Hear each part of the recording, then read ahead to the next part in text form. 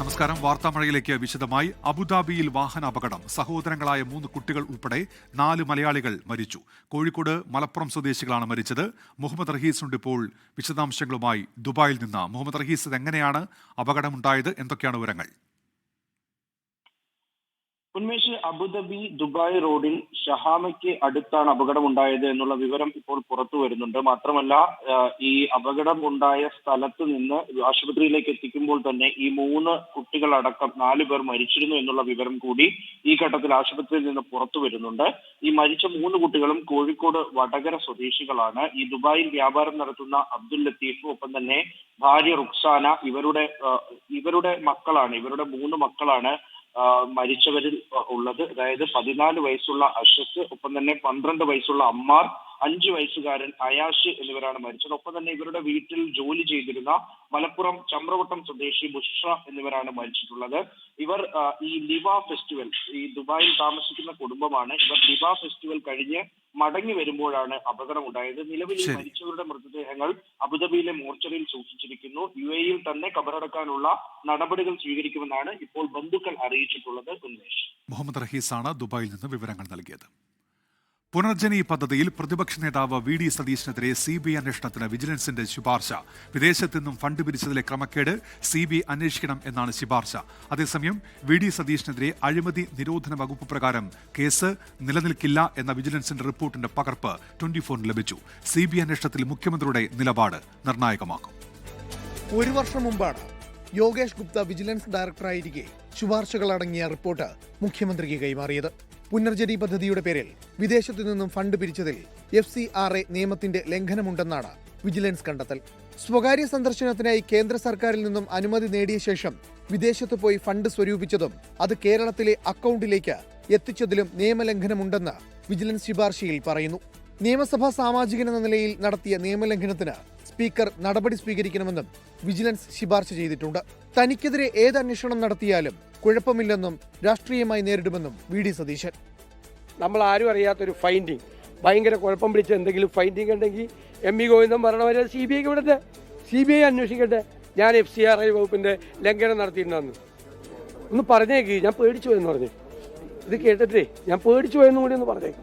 Manappad foundation എന്ന പേരിൽ പുനർജനി പദ്ധതിക്കായി ഫൗണ്ടേഷൻ രൂപീകരിച്ചാണ് വിദേശത്തു നിന്നും പണം സ്വീകരിച്ചതെന്നാണ് വിജിലൻസ് റിപ്പോർട്ടിൽ പറയുന്നത്. അതേസമയം കേസിൽ പ്രതിപക്ഷ നേതാവ് VD സതീശന് അനുകൂലമായ വിജിലൻസ് റിപ്പോർട്ടും ഇന്ന് പുറത്തുവന്നു. കഴിഞ്ഞ സെപ്റ്റംബറിൽ വിജിലൻസ് ഡയറക്ടറേറ്റ് സർക്കാരിന് നൽകിയ കത്താണ് പുറത്തുവന്നത്. പുനർജനി പദ്ധതിയുടെ പണം VD സതീശന്റെ അക്കൗണ്ടിലേക്ക് വന്നിട്ടില്ലെന്നാണ് വിജിലൻസ് റിപ്പോർട്ടിൽ പറയുന്നത്. സ്പീക്കറുടെ വിശദീകരണ കത്തിന് നൽകിയ മറുപടിയിലാണ് VD സതീശന് വിജിലൻസ് ക്ലീൻ ചിറ്റ് നൽകിയത്. സ്പീക്കറുടെ അനുമതിയില്ലാതെ VD സതീശൻ വിദേശത്ത് പോയതായി മുൻ വിജിലൻസ് ഡയറക്ടർ റിപ്പോർട്ട് നൽകിയിരുന്നു. ഇതിലാണ് ആഭ്യന്തര സെക്രട്ടറിയോട് സ്പീക്കർ വിശദീകരണം നൽകിയത്. 24 തിരുവനന്തപുരം. പ്രതിപക്ഷ നേതാവിനെതിരായ CBI അന്വേഷണ ശുപാർശയ്ക്കെതിരെ ഒറ്റക്കെട്ടായി പ്രതികരിച്ച് കോൺഗ്രസ് നേതൃത്വം. CBIയുടെ പേര് പറഞ്ഞ് വിരട്ടാൻ നോക്കേണ്ടെന്നും കുതന്ത്രത്തെ ഭയക്കുന്നില്ല എന്നുമായിരുന്നു നേതാക്കളുടെ പ്രതികരണം. വിജിലൻസ് ശുപാർശയിൽ സർക്കാർ ഉചിതമായ തീരുമാനമെടുക്കുമെന്ന് CPIM സംസ്ഥാന സെക്രട്ടറി MV ഗോവിന്ദൻ. നിയമപരമായ നടപടികൾ മാത്രമാണ് സർക്കാർ കൈക്കൊള്ളുകയെന്ന് മന്ത്രി P രാജീവ്. ശബരിമല സ്വർണ്ണക്കൊള്ളയിലും മുൻ മന്ത്രി ആന്റണി രാജുവിനെതിരായ തൊണ്ടിമുതൽ കേസിലും മുഖം നഷ്ടപ്പെട്ടു നിൽക്കുന്ന LDFന്റെ രാഷ്ട്രീയ പ്രതിരോധമായാണ് പുനർജനി കേസിലെ CBI അന്വേഷണ ശുപാർശയെ UDF നേതൃത്വം കാണുന്നത്. 11 മാസം മുൻപ് വിജിലൻസ് നൽകിയ ശുപാർശ ലക്ഷ്യ ലീഡർഷിപ്പ് സമ്മിറ്റ് തുടങ്ങുന്ന ദിവസം തന്നെ പുറത്തുവന്നത് നിക്ഷിപ്ത താൽപര്യത്തിന് തെളിവായും കോൺഗ്രസ് കാണുന്നു. രാഷ്ട്രീയ ആയുധം എന്നതിനപ്പുറത്ത് കേസിന് ഒരു പ്രസക്തിയുമില്ലെന്നാണ് കോൺഗ്രസ് നേതാക്കളുടെ പ്രതികരണം. ഇതെല്ലാം തെരഞ്ഞെടുപ്പ് വരുമ്പോൾ കാണിക്കുന്ന ഒരു ചെപ്പടി വിദ്യകളല്ലേ, ഇതെല്ലാം ജനം മനസ്സിലാക്കൂലേ, അത്രേ ഉള്ളൂ. കേസിന് ഒരു ഗൗരവവും ഇല്ലെന്നാണ് KPCC നേതൃത്വത്തിന്റെയും നിലപാട്. ഇപ്പോൾ മുഖ്യമന്ത്രി ഏറ്റവും പൊതിഞ്ഞ് സംരക്ഷിച്ച അദ്ദേഹത്തിന്റെ മന്ത്രിസഭയിൽ അംഗമായിരുന്ന ഒരു വ്യക്തിക്കെതിരെ കോടതി വിധി വന്നപ്പോൾ LDFന്റെ ഇത്തരത്തിലുള്ള അപജയങ്ങൾ ജനങ്ങളുടെ മുമ്പിൽ തുറന്നു കാട്ടപ്പെട്ടപ്പോൾ അതിനെയൊക്കെ ഒന്ന് വാർത്തയിൽ ഒന്ന് കവർ ചെയ്യാൻ വേണ്ടിയിട്ടുള്ള ഒരു കുതന്ത്രം മാത്രം ഇത്. ശുപാർശ പുറത്തുവന്ന സമയത്തെ ചൊല്ലിയുള്ള കോൺഗ്രസ് വിമർശനത്തിൽ ലാവ്ലിൻ കേസ് പരാമർശിച്ചായിരുന്നു മന്ത്രി P രാജീവിന്റെ മറുപടി. 2006 ഫെബ്രുവരിയിലാണ് വിജിലൻസ് റിപ്പോർട്ട് നൽകി. ആ റിപ്പോർട്ട് ലാവലിനകത്ത് അഴിമതിയില്ല, അന്നത്തെ വൈദ്യുതി മന്ത്രിയായിരുന്ന പിണറായി വിജയൻ ഉൾപ്പെടെയുള്ള ആളുകൾ ഒരു കുറ്റവും ചെയ്തിട്ടില്ല എന്നാണ് വിജിലൻസ് റിപ്പോർട്ട് നൽകിയത്. ആ വിജിലൻസ് റിപ്പോർട്ട് നിൽക്കുമ്പോഴാണ് തെരഞ്ഞെടുപ്പിൻ്റെ നോട്ടിഫിക്കേഷൻ്റെ തൊട്ട് മുമ്പ് അവർ CBI അന്വേഷണത്തിന് വിട്ടത്. ആ ഓർമ്മ മനസ്സിൽ ഇങ്ങനെ കിടക്കുന്നതുകൊണ്ടായിരിക്കും ഈ ടൈമിംഗ് പറയുന്നത്. വിജിലൻസിന്റെ ശുപാർശയിൽ സർക്കാർ അനുകൂല നിലപാടെടുക്കുമെന്ന സൂചനയാണ് CPIM നേതൃത്വം നൽകുന്നത്. സംസ്ഥാന ഗവൺമെൻറ്റിൻ്റെ ഒരു പ്രശ്നം മാത്രമല്ല, വിദേശത്തുള്ള പണം അവിടെ പോയി യോഗം ചേരാനും പണം സ്വരൂപിക്കാനൊന്നും ആർക്കും അവകാശമില്ലല്ലോ. അങ്ങനെ വന്ന കാര്യം വെച്ചുകൊണ്ട് എന്താണ് നിയമപരമായ കാര്യം എന്നുള്ളത് ഗവൺമെൻറ് ആലോചിക്കുക മാത്രമേ പറയാൻ പറ്റൂ. 24 തിരുവനന്തപുരം. ഇപ്പോൾ വരുന്ന 2 വാർത്തകൾ. ഒന്ന്, ശബരിമല തീർത്ഥാടകരുടെ കാർ നിയന്ത്രണം വിട്ട് നിർത്തിയിട്ടിരുന്ന വാഹനത്തിലേക്ക് ഇടിച്ചു കയറി കോന്നി പൂവൻപാറയിലാണ് അപകടമുണ്ടായത്. കാറിലുണ്ടായിരുന്നവർക്ക് പരിക്ക്. ഡ്രൈവർ ഉറങ്ങിപ്പോയെന്ന് പ്രാഥമിക വിവരമെന്ന് ഷിജോ കുര്യൻ അറിയിക്കുന്നുണ്ട്. മറ്റൊരു വാർത്ത, ആലപ്പുഴയിൽ MDMA-യുമായി 2 യുവാക്കൾ പിടിയിലായിരിക്കുന്നു. ആലപ്പുഴയിലെ BJP നേതാവിന്റെ മകൻ ഉൾപ്പെടെയാണ് പിടിയിലായത്. ഇവരെ റിമാൻഡ് ചെയ്തു എന്ന് അശ്വിൻ പാലാഴി അറിയിക്കുന്നുണ്ട്. നിയമസഭാ തെരഞ്ഞെടുപ്പ് ചൂടിലേക്ക് കേരളം.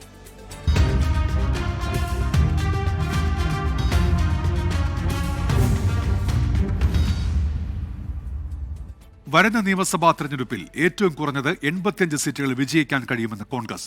വയനാട് ബത്തേരിയിൽ നടക്കുന്ന നേതൃ ക്യാമ്പിൽ മേഖലകളായി തിരിച്ചു നടന്ന വിലയിരുത്തലിലാണ് കുറഞ്ഞത് 85 സീറ്റിൽ വിജയിക്കാനാകുമെന്ന് കണക്കാക്കിയത്. കൊച്ചി മേയർ തെരഞ്ഞെടുപ്പിൽ മാനദണ്ഡങ്ങൾ ലംഘിച്ചു എന്ന വിമർശനവും നേതൃ ക്യാമ്പിൽ ഉയർന്നു. കേരളത്തെ 3 മേഖലകളായി തിരിച്ചുകൊണ്ടാണ് ഓരോ നിയമസഭാ മണ്ഡലങ്ങളിലെയും വിജയസാധ്യത പരിശോധിച്ചത്. ലോക്സഭാ തെരഞ്ഞെടുപ്പിലെയും തദ്ദേശ തെരഞ്ഞെടുപ്പിലെയും വോട്ടിംഗ് പ്രവണതകൾ കണക്കാക്കിയായിരുന്നു വിലയിരുത്തൽ. മധ്യ കേരളത്തിലും തെക്കൻ കേരളത്തിലും നല്ല മുന്നേറ്റം നടത്തി ഭരണം പിടിക്കാനാകുമെന്നാണ് വിലയിരുത്തൽ. മലപ്പുറം, തൃശൂർ, എറണാകുളം, പാലക്കാട്, ഇടുക്കി ജില്ലകളടങ്ങുന്ന മധ്യ കേരളത്തിലെ 60 നിയമസഭാ മണ്ഡലങ്ങളിൽ 43 സീറ്റുകളിൽ വിജയിക്കാനാകുമെന്നാണ് കണക്ക്. തെക്കൻ കേരളത്തിലെ 48 മണ്ഡലങ്ങളിൽ 24 ഇടങ്ങളിൽ ജയിക്കാൻ കഴിയും. വടക്കൻ കേരളത്തിലെ 32 മണ്ഡലങ്ങളിൽ 18 സീറ്റുകളിലാണ് കോൺഗ്രസ് വിജയമുറപ്പിക്കുന്നത്. ആകെയുള്ള 140 മണ്ഡലങ്ങളിൽ ഏറ്റവും കുറഞ്ഞത് 85 സീറ്റുകളിൽ വിജയിക്കാൻ കഴിയുമെന്ന് കോൺഗ്രസ് കരുതുന്നു. കൊച്ചി മേയർ തെരഞ്ഞെടുപ്പിൽ KPCC മാർഗനിർദ്ദേശങ്ങൾ കാറ്റിൽ പറത്തിയെന്ന് മേയർ സ്ഥാനത്ത് നിന്ന് തഴയപ്പെട്ട ദീപ്തി മേരി വർഗീസ് പരാതിപ്പെട്ടു.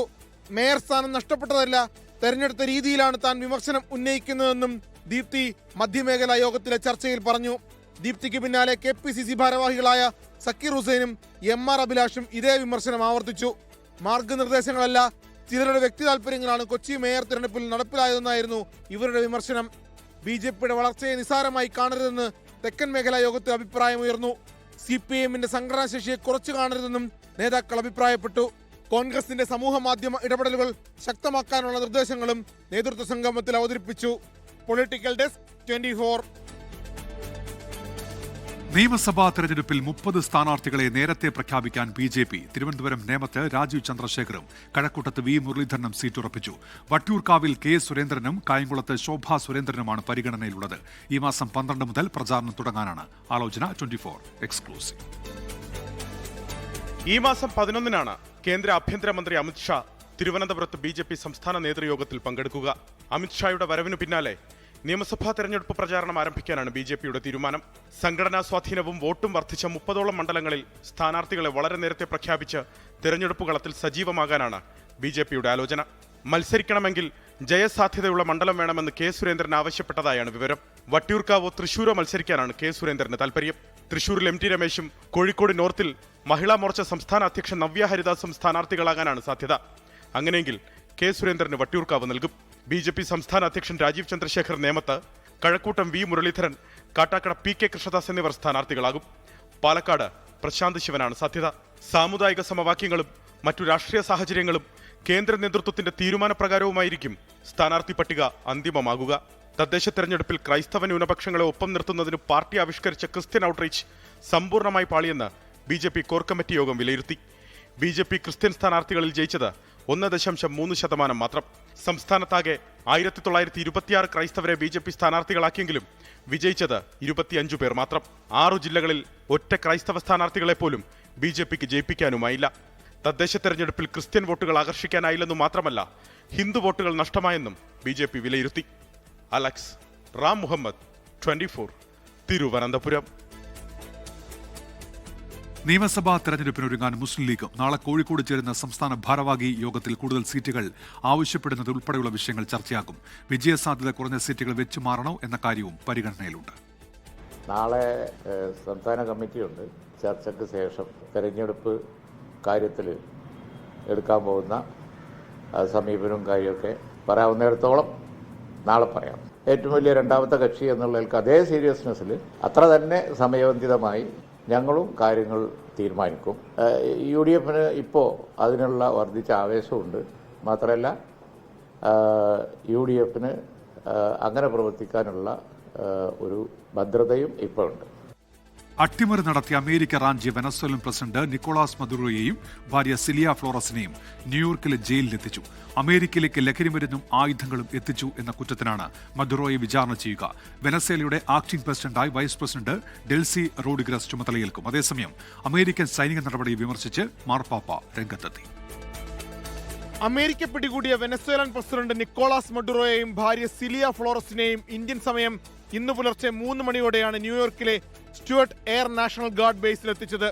ഇരുവരെയും വൈദ്യപരിശോധനകൾക്ക് വിധേയമാക്കിയ ശേഷം ന്യൂയോർക്ക് സിറ്റിയിലെ ബ്രൂക്ലിനിലെ United States federal administrative detention സെന്ററിലേക്ക് മാറ്റി. ഇരുവരെയും നാളെ മാൻഹാട്ടൻ ഫെഡറൽ കോടതിയിൽ ഹാജരാക്കും. അമേരിക്കയിലേക്ക് മയക്കുമരുന്നും ആയുധങ്ങളും എത്തിച്ചുവെന്ന കുറ്റത്തിനാണ് മഡുറോയെ അമേരിക്കയിൽ കുറ്റവിചാരണ ചെയ്യുക. വെനസ്വേലയിൽ ഭരണമാറ്റം സാധ്യമാകുന്നതുവരെ അമേരിക്ക വെനസ്വേലയുടെ ഭരണം ഏറ്റെടുക്കുമെന്ന് ഇന്നലെ അമേരിക്കൻ പ്രസിഡന്റ് ഡൊണാൾഡ് ട്രംപ് വ്യക്തമാക്കിയിരുന്നു. വെനസ്വേലയുടെ എണ്ണപ്പാടങ്ങൾ പിടിച്ചെടുക്കുമെന്നും എണ്ണ വ്യവസായം പുനഃസ്ഥാപിക്കാൻ അമേരിക്കൻ കമ്പനികളെ നിയമിക്കുമെന്നും ട്രംപ് പറഞ്ഞു. അതിനിടെ വെനസ്വേലയുടെ ആക്ടിംഗ് പ്രസിഡന്റായി ചുമതലയേൽക്കാൻ വൈസ് പ്രസിഡന്റ് ഡെൽസി റോഡ്രിഗസിന് വെനസ്വേലൻ സുപ്രീം കോടതി നിർദ്ദേശം നൽകി. ഡെൽസിയുടെ നിയമനത്തെ ട്രംപ് പിന്തുണയ്ക്കുമെന്നാണ് റിപ്പോർട്ടുകൾ. അമേരിക്കൻ നടപടികൾ അപകടകരമായ കീഴ്വഴക്കം സൃഷ്ടിച്ചുവെന്ന് UN secretary general Antonio Guterres കുറ്റപ്പെടുത്തി. വിഷയം ചർച്ച ചെയ്യാൻ UN രക്ഷാസമിതി നാളെ യോഗം ചേരും. അതിനിടെ അമേരിക്കൻ ആക്രമണത്തിനെതിരെ മാർപ്പാപ്പ രംഗത്തെത്തി. വെനസ്വേല സ്വതന്ത്രമായി തുടരണമെന്നും വെനസ്വേലൻ ജനതയുടെ നന്മ വിജയിക്കണമെന്നും ലിയോ 14 മാർപ്പാപ്പ പ്രതികരിച്ചു. അതേസമയം വെനസ്വേലയെ ആക്രമിച്ചതിന് പിന്നാലെ കൊളംബിയ, ക്യൂബ, മെക്സിക്കോ എന്നീ രാജ്യങ്ങൾക്ക് നേരെയും ട്രംപ് ഭീഷണി ഉയർത്തിയിട്ടുണ്ട്. International desk 24. വെനസ്വേലയിലെ സാഹചര്യങ്ങളിൽ അതീവ ആശങ്ക രേഖപ്പെടുത്തി ഇന്ത്യ. സ്ഥിതിഗതികൾ സൂക്ഷ്മമായി നിരീക്ഷിച്ചു വരികയാണെന്ന് വിദേശകാര്യ മന്ത്രാലയം. വിഷയങ്ങൾ ചർച്ചയിലൂടെ പരിഹരിക്കണമെന്നും ഇന്ത്യ അഭ്യർത്ഥിച്ചു. വെനസ്വേലയിലെ US ആക്രമണത്തിലും പ്രസിഡന്റ് നിക്കോളാസ് മഡുറോയെയും ഭാര്യയെയും അറസ്റ്റ് ചെയ്തതിലും ഇന്ത്യ അതീവ ആശങ്ക പ്രകടിപ്പിച്ചു. സ്ഥിതിഗതികൾ ഇന്ത്യ സൂക്ഷ്മമായി നിരീക്ഷിച്ചു വരികയാണ്. വെനസ്വേലൻ ജനതയുടെ ക്ഷേമത്തിനും സുരക്ഷയ്ക്കും ഇന്ത്യ പിന്തുണ ആവർത്തിച്ചു. മേഖലയിൽ സമാധാനവും സ്ഥിരതയും ഉറപ്പാക്കുന്നതിന് സംഭാഷണത്തിലൂടെ സമാധാനപരമായ പരിഹാരം തേടാൻ ബന്ധപ്പെട്ട എല്ലാ കക്ഷികളോടും അഭ്യർത്ഥിക്കുന്നതായും വിദേശകാര്യ മന്ത്രാലയം വ്യക്തമാക്കി. കാരക്കസിലെ ഇന്ത്യൻ എംബസി ഇന്ത്യൻ സമൂഹവുമായി ബന്ധപ്പെടുന്നുണ്ടെന്നും സാധ്യമായ എല്ലാ സഹായങ്ങളും നൽകുന്നത് തുടരുമെന്നും വിദേശകാര്യ മന്ത്രാലയം അറിയിച്ചു. നേരത്തെ വിദേശകാര്യ മന്ത്രാലയം ഇന്ത്യൻ പൗരന്മാർക്ക് വെനസ്വേലയിലേക്കുള്ള യാത്ര ഒഴിവാക്കണമെന്ന് മുന്നറിയിപ്പ് നൽകിയിരുന്നു. നിലവിൽ വെനസ്വേലയിലുള്ള ഇന്ത്യക്കാർ അടിയന്തരമല്ലാത്ത യാത്രകൾ ഒഴിവാക്കണമെന്നും കാരക്കസിലെ ഇന്ത്യൻ എംബസിയുമായി ബന്ധപ്പെടണമെന്നും വിദേശകാര്യ മന്ത്രാലയം നിർദ്ദേശിച്ചു. അതേസമയം വെനസ്വേലയിലെ അമേരിക്കൻ നടപടിക്കെതിരെ ഇടതു പാർട്ടികൾ ഡൽഹി ജന്തർ മന്ദറിൽ പ്രതിഷേധിച്ചു.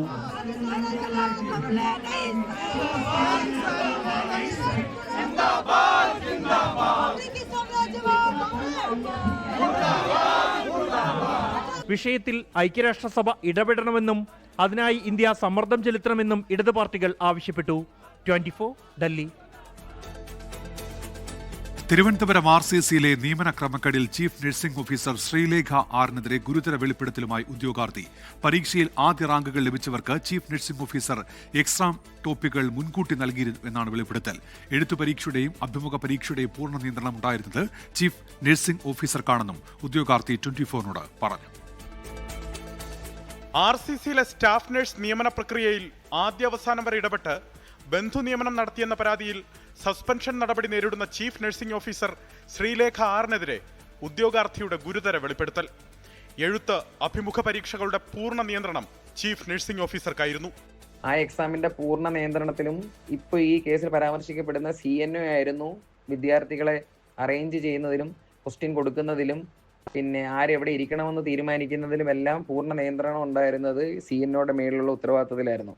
ഇന്റർവ്യൂ ബോർഡിൽ RCCക്ക് പുറത്തുള്ള ഒരാൾ വേണമെന്ന ചട്ടവും പാലിച്ചില്ല. ഏകദേശം 4ഓളം പേരായിരുന്നു ഇന്റർവ്യൂ ബോർഡിനകത്ത് ഉണ്ടായിരുന്നത്. അതിനകത്ത് ഒന്ന് ഈ പറയുന്ന CNOയും മറ്റ് അഡ്മിനിസ്ട്രേറ്റീവ് ഡിപ്പാർട്ട്മെന്റിൽ നിന്നുള്ള ഒരാളും, ബാക്കി 2 പേരും RCCയിൽ തന്നെ ഉണ്ടായിരുന്ന ജോലിക്കാരാണെന്ന് തന്നെയാണ് വിശ്വാസം. ഇന്റർവ്യൂ നടത്തിക്കൊണ്ടിരുന്ന സമയങ്ങളിൽ മൊത്തം ക്വസ്റ്റ്യനുകളും ചോദിച്ചിരുന്നത് ഈ CNO മാത്രമാണ്. മറ്റൊരാളും ഇന്റർവ്യൂവിൽ യാതൊരു വിധമായിട്ടുള്ള ക്വസ്റ്റ്യൻ ചോദിക്കുകയോ ഇത് എന്നോട് മാത്രമാണോ എന്നറിയാൻ മറ്റുള്ള കുട്ടികളോട് തിരക്കിയപ്പോഴത്തേക്കും അവരോട് എല്ലാം ഏറെക്കുറെ മെജോറിറ്റി എല്ലാവരോടും CNO മാത്രമാണ് ക്വസ്റ്റ്യൻസ് ചോദിച്ചിരുന്നത്, ഇന്റർവ്യൂ ചെയ്തിരുന്നത് എന്നുള്ളതിനെ കുറിച്ച് അറിയാൻ കഴിഞ്ഞു. എഴുത്തു പരീക്ഷയിലും അഭിമുഖത്തിലും ഒട്ടുമിക്ക എല്ലാ ചോദ്യങ്ങൾക്കും ശരിയായ മറുപടി നൽകി പ്രതീക്ഷയോടെ കാത്തിരുന്നെങ്കിലും റാങ്ക് പട്ടികയിൽ പിന്നിലേക്ക് പോയി. റാങ്ക് പട്ടികയിൽ ഇടം നേടിയവരുമായിട്ട് പിന്നെ ബന്ധപ്പെട്ടപ്പോൾ അവരുമായിട്ട് ഞങ്ങളുടെ വിദ്യാർത്ഥികളും സുഹൃത്തുക്കളൊക്കെ സംസാരിച്ചപ്പോൾ അവർത്തുനിന്ന് ഇങ്ങനെ രഹസ്യ സംഭാഷണം വഴി അറിയാൻ കഴിഞ്ഞത് ഇങ്ങനെ ഇതിനെക്കുറിച്ചിട്ടുള്ള എക്സാമുകളെ കുറിച്ചുള്ള ടോപ്പിക്കുകളെ കുറിച്ചുള്ള വിവരങ്ങളെക്കുറിച്ചും ഈ റാങ്കിൽ ഇടം നേടിയിട്ടുള്ളവർക്ക് CNO നേരത്തെ നിർദ്ദേശങ്ങൾ നൽകിയിട്ടുണ്ടെന്നുള്ളതിനെ കുറിച്ചും അറിയാൻ കഴിഞ്ഞിട്ടുണ്ട്. ചീഫ് നഴ്സിംഗ് ഓഫീസറുടെ സഹോദരിയുടെ മകളടക്കം ബന്ധുക്കൾക്കും അടുപ്പക്കാർക്കുമാണ് നിയമനം നൽകിയത്. ആദ്യ റാങ്കുകളിൽ ഉൾപ്പെട്ടവർ കേരളത്തിന് പുറത്ത് ഒന്നിച്ചു പഠിച്ചിരുന്നവരെന്ന് ഉദ്യോഗാർത്ഥി ആരോപിക്കുന്നു. സംസ്ഥാനത്തിന് പുറത്തു പഠിച്ച് കേരളത്തിൽ ജോലി ചെയ്യേണ്ടവർക്ക് കേരള നഴ്സസ് ആൻഡ് മിഡ്വൈസ് കൗൺസിലിന്റെ രജിസ്ട്രേഷൻ നിർബന്ധമാണ്. നിയമനം ലഭിച്ചവർ ഈ രജിസ്ട്രേഷൻ പൂർത്തിയാക്കിയിട്ടുണ്ടോ എന്ന് സംശയം. 1 വർഷത്തെ പ്രവൃത്തി പരിചയം വേണമെന്ന ചട്ടവും അട്ടിമറിക്കപ്പെട്ടതായി ഉദ്യോഗാർത്ഥികൾ സംശയിക്കുന്നു. വിഷയത്തിൽ ആരോഗ്യമന്ത്രി ഇടപെടണമെന്നാണ് ഉദ്യോഗാർത്ഥികളുടെ ആവശ്യം. നിലവിലെ റാങ്ക് പട്ടിക റദ്ദ് ചെയ്ത് വീണ്ടും പരീക്ഷ നടത്തി സുതാര്യമായി നിയമനം നടത്തണം. അലക്സ് റാം മുഹമ്മദ്, 24, തിരുവനന്തപുരം. SNDP യോഗം ജനറൽ സെക്രട്ടറി വെള്ളാപ്പള്ളി നടേശനെതിരെ മുസ്ലിം ജമാഅത്ത്. വെള്ളാപ്പള്ളി നടേശൻ കേരളത്തിന്റെ മതസൗഹാർദ്ദം തകർക്കാൻ ശ്രമിക്കുന്നു എന്നാണ് ആരോപണം. വെള്ളാപ്പള്ളി നടേശനെതിരെ സർക്കാർ നടപടി സ്വീകരിക്കണമെന്നും മുസ്ലിം ജമാഅത്ത് ജനറൽ സെക്രട്ടറി ഖലീൽ ബുഖാരി ആവശ്യപ്പെട്ടു. നോക്കാം ചില വാർത്തകൾ ചുരുക്കത്തിൽ. പാലക്കാട് ഒറ്റപ്പാലത്ത് അബദ്ധത്തിൽ സ്ഫോടക വസ്തുവിൽ ചവിട്ടിയ വിദ്യാർത്ഥിക്ക് ഗുരുതര പരിക്ക്. കുട്ടികൾ നടന്നു പോകുമ്പോഴാണ് സംഭവം. 11-കാരൻ ശ്രീകൃഷ്ണനാണ് പരിക്കേറ്റത്. താമരശ്ശേരി ചുരത്തിൽ നാളെ നിയന്ത്രണം. അത്യാവശ്യ യാത്രാ വാഹനങ്ങൾ രാവിലെ 8 മണിക്ക് മുൻപും വൈകുന്നേരം 6 മണിക്ക് ശേഷവുമായി യാത്രക്ക് ക്രമീകരിക്കണമെന്ന നിർദ്ദേശം. ചുരം വഴി ചരക്ക് വാഹനങ്ങൾ കടന്നു പോകരുത് എന്ന് മുന്നറിയിപ്പ്. ദേശീയപാത നിർമ്മാണത്തിനിടെ കോഴിക്കോട് അഴിയൂരിൽ സംരക്ഷണ ഭിത്തി നെടുകെ പിളർന്നു. സർവീസ് റോഡിനോട് ചേർന്ന സംരക്ഷണ ഭിത്തിയാണ് പിളർന്നത്. സംരക്ഷണ ഭിത്തി ഉടൻ മാറ്റി നിർമ്മിക്കണമെന്ന് നാട്ടുകാർ. തിരുവനന്തപുരം വർക്കല പാപനാശത്ത് 2 ഓട്ടോ ഡ്രൈവേഴ്സിന് കുത്തേറ്റു. സന്ദീപ്, സുരേഷ് എന്നിവർക്കാണ് കുത്തേറ്റത്. വാക്കേറ്റത്തെ തുടർന്നായിരുന്നു ആക്രമണം. CPIM കേന്ദ്ര കമ്മിറ്റി അംഗം എളമരം കരീം CITU ദേശീയ ജനറൽ സെക്രട്ടറി. CITU ജനറൽ സെക്രട്ടറിയാകുന്ന ആദ്യ മലയാളിയാണ് എളമരം കരീം.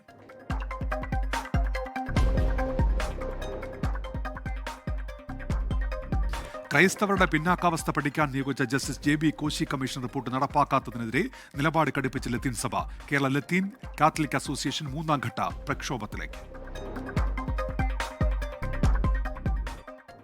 ശബരിമല വാർത്തയിലേക്ക്. ശരണം സന്നിധാനം co powered by Ramesh RG നല്ലെണ്ണ. ആർജിക്കാം നല്ലൊരു പ്രാർത്ഥനാശീലം. കളർ മങ്ങാത്ത വൃത്തി. ലേക്രോൾ കാർ ഷാംപൂ. തരിതരിയായ GRB നെയ്. പ്യുവറാണ്, അത് ഷുവറാണ്. Co-sponsored by BLM, Kerala, Tamil Nadu, Pondicherry. Sabarimala സന്നിധാനത്ത് വൻ ഭക്തജനത്തിരക്ക്. പമ്പയിൽ നിന്നും മരക്കൂട്ടത്തു നിന്നും നിയന്ത്രണങ്ങളോടെയാണ് ഭക്തരെ കടത്തിവിടുന്നത്. മകരവിളക്ക് പ്രമാണിച്ച് ഭക്തരുടെ എണ്ണത്തിൽ ഇനിയും വർധനയുണ്ടാകുമെന്നാണ് കണക്കുകൂട്ടൽ. പമ്പയിൽ മകരവിളക്ക് ഒരുക്കത്തിന്റെ ഭാഗമായി ഗതാഗത മന്ത്രി KB ഗണേഷ് കുമാറിന്റെ നേതൃത്വത്തിൽ അവലോകന യോഗം ചേർന്നു. മകരവിളക്കിന് KSRTC സ്പെഷ്യൽ സർവീസ് നടത്തുന്നതടക്കമുള്ള കാര്യങ്ങളാണ് യോഗത്തിൽ ചർച്ചയായത്.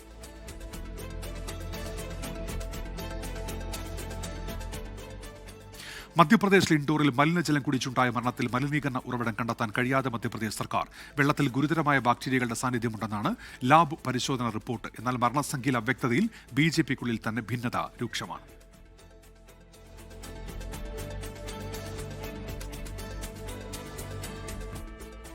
വാർത്താമഴ പൂർത്തിയാകുന്നു. നമസ്കാരം. ലോകത്തെവിടെയായാലും ഏത് സമയത്തും 24 വാർത്തകളും ഓഗ്മെന്റഡ് റിയാലിറ്റി പാക്കേജുകളും എക്സ്പ്ലെയിനറുകളും വിശദമായി കാണാൻ ഞങ്ങളുടെ YouTube ചാനൽ നിങ്ങൾക്ക് സബ്സ്ക്രൈബ് ചെയ്യാം.